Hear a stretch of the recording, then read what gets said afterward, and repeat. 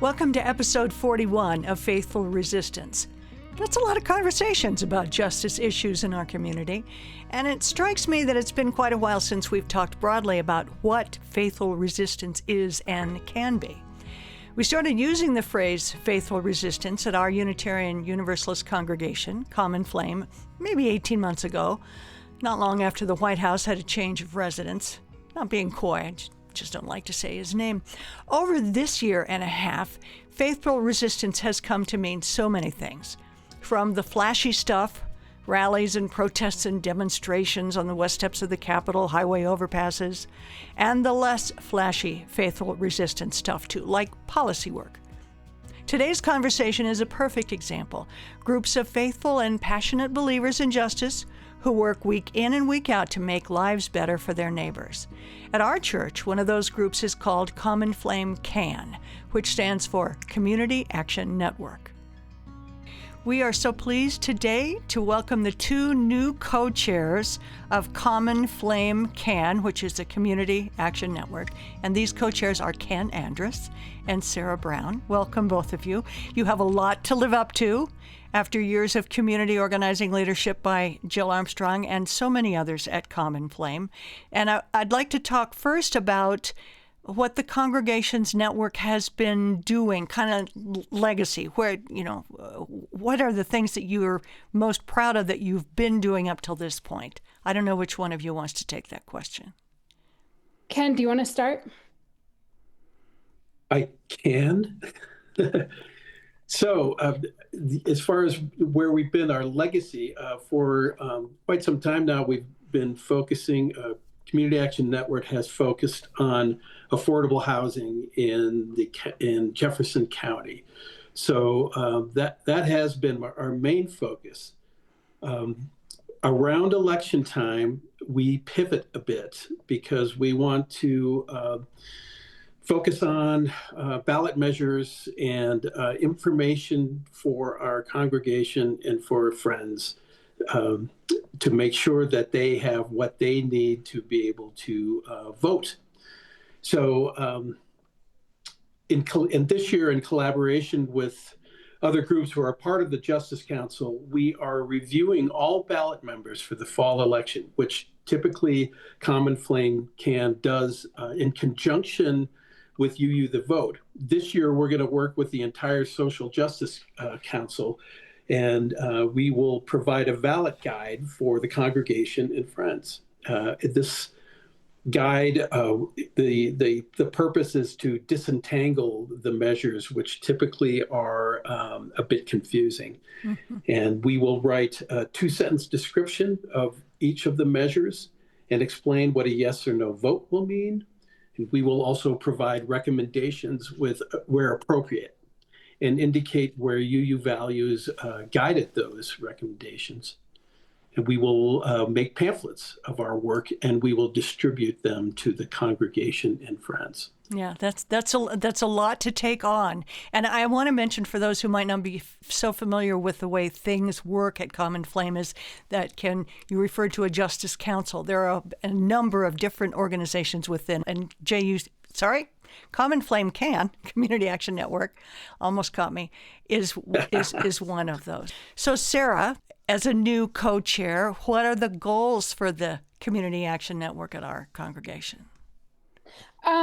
I would say, as far as goals go, is to have the congregation more involved with CAN, and to really have people aware of what's going on. And like Ken mentioned, with all of the election stuff coming up, just making sure people are informed about the different issues that are going to be on the ballot. I could understand why that's one of your goals for sure, Sarah and Ken, because as a member of the congregation, but not on the Justice Council or any of its groups, I know enough that it's a small but mighty group of people who work on justice, and that more of us absolutely need to know about it. I realize one thing that I haven't asked is what the emphasis of the Community Action Network is, as in, is it mostly policy matters is it mostly systemic matters of justice that you're dealing with? How would you describe it? I would say it's a lot of policy and specific legislation with issues. So, can getting behind the important issues surrounding the unhoused and other matters that are coming up on the ballot in the fall. I think a lot of that is sorry. Go ahead. A lot of it, we're sort of keeping the pulse of the Jefferson County government, monitoring them and making sure that they're following through with some of the promises that they've made in regarding policy and regarding their 15-year plan to go move forward to provide affordable housing to its constituents. So yeah, again, it is policy and governance. I know just from doing the podcast that there have been a whole lot of people going to a whole lot of, for example, Jefferson County Commission meetings and things like that to try to work on long-term housing plans. So, and I also take it that's not over. That's kind of like a forever process. What would you say? Yeah, what's next on the agenda for housing, would you say? Like Ken mentioned, the 15-year housing plan that the commissioners have agreed to, and just making sure that that is staying up to date, and just continuing to work on that.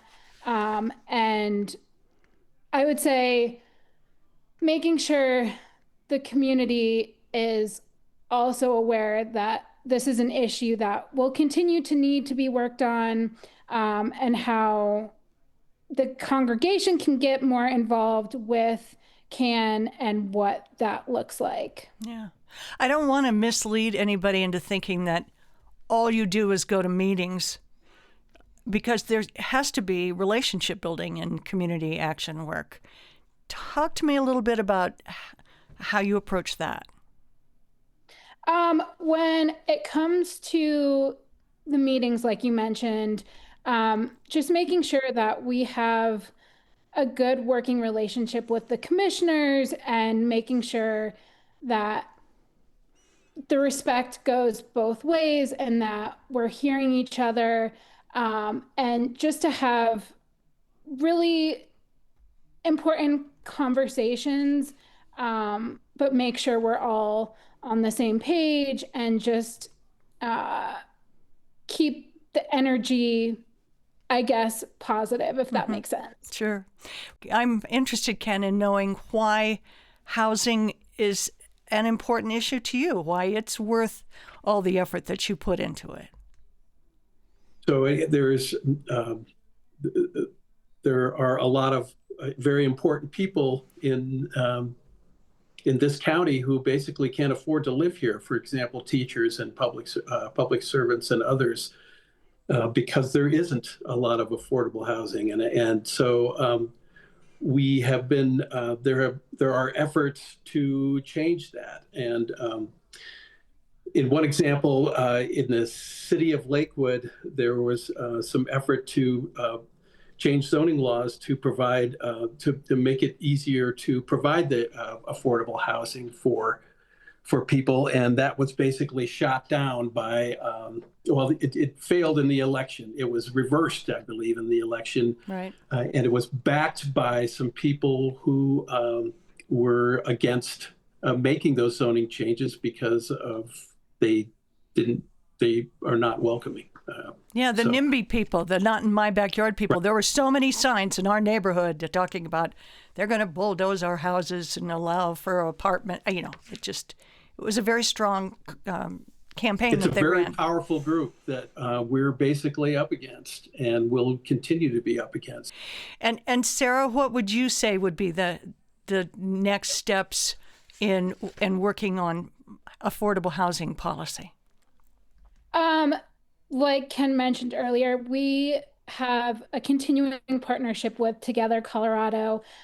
So they have been a guiding force as well with the Lakewood zoning, and making sure that everyone is informed on what's going on and encouraging each other to show up for the city council meetings, and continuing to have these conversations. Collaboration is pretty important. I mean, Together Colorado has a lot of great minds and a lot of people who are on top of all of these issues, and it's good to be able to work with them and have conversations about the best approach locally for us. So there's a Jeffco chapter of Together Colorado that a lot of us are involved with as well, and so through them we work through the entire statewide Together Colorado, and come up with a lot of great ideas, and they support us, we support them, and it makes us more powerful and more effective on our fronts. I'd like to ask both of you why you've personally taken on the large job of co-chairing this organization, which takes a lot of volunteer hours and a lot of passion. What is it personally that's important to you? And I would love for you to talk about what it is about being a Unitarian Universalist that makes this important work for you to do. As a young adult, I feel a sense of responsibility to step up and do my part. And from a young age, I have been involved with social justice work, and being a part of our congregation as long as I have, I've grown up with the values of showing up for the community and doing my part. And so as a young adult, I, again, just feel that sense of responsibility to show up and do all that I can to do my part. And I just feel like this generation moving forward, it's really important for us young adults to get involved. And so it's just really powerful for me to continue to reflect on my values and how I can keep that in mind as the co-chair and what that looks like, and continuing to do my part.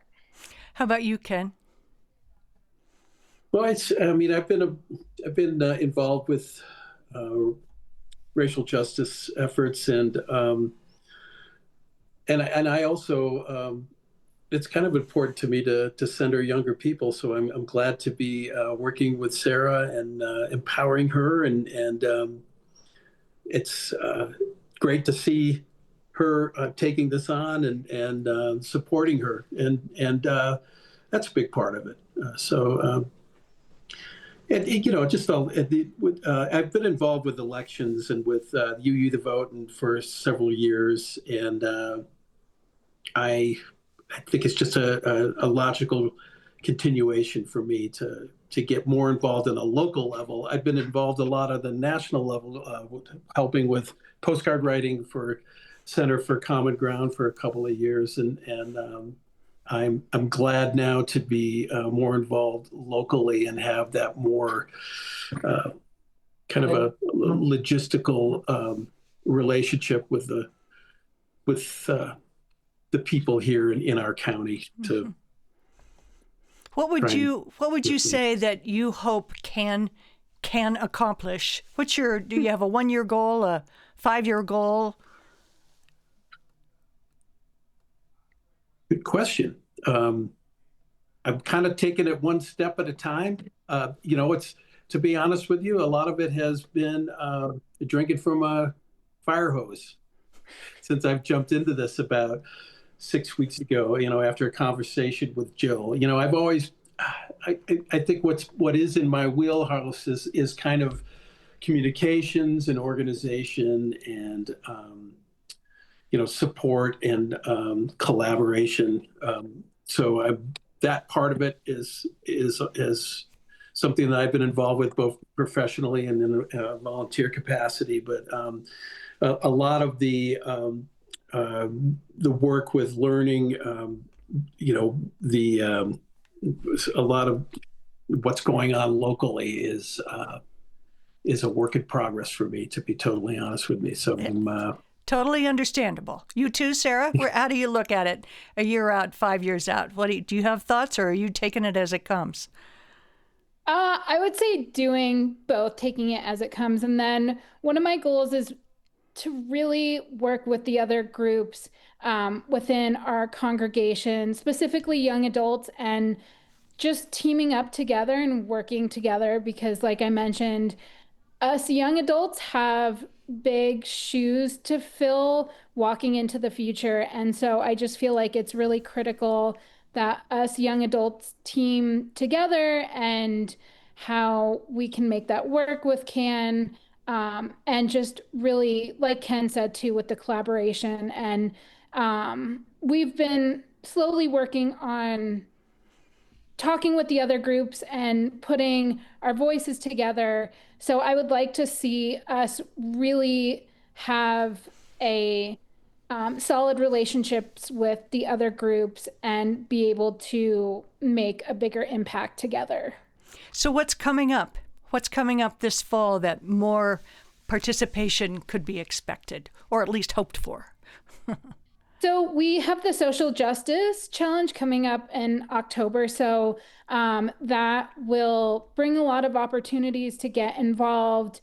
For example, we have a tour coming up with the election facility, I believe it is, as well as the navigation center and other opportunities. That the information about that is forthcoming. The details of all of those will be out soon. I also want to mention some other important dates. Tuesday, September 1st, from 6 to 8 p.m., the Queer Social Justice Group has their anti-trans ballot measures discussion. And then, so we have all kinds of events that we feel are important for people to participate in, and a lot of them are available through Zoom too. So there's that option. September 10th, there's a congressional candidate forum at Common Flame from 6 to 8. And then September 17th, very important, there's the education-related ballot issues for Jeffco voters. And that is also at Common Flame, and live streaming will be available. So I think, as far as September goes, those are super important dates that we want to make sure everybody knows, and we'll be sharing that information a lot to make sure that everyone gets those on their calendar. Yes, 'tis the election season. And everything we can do to get more information out there that can make a difference. Sure. Great. Well, I know you have a lot ahead of you, and you're both just kind of getting your feet under you. So we appreciate you coming on at the beginning, and we'll be checking in again with you when there are other big upcoming events, and hope that more people reach out so they can become involved in faithful resistance, as we call it, or social justice. Thank you both for being here today, and good luck. Yeah. Thank you so much for having us, and anytime. You'll find several ideas for resistance work on the Faithful Resistance page on the Common Flame website. And we always welcome ideas for people to talk to about their passions around this subject. It's all about putting love at the center, and as we are wont to say here, keep on doing the next right thing. Go out, do the next right thing.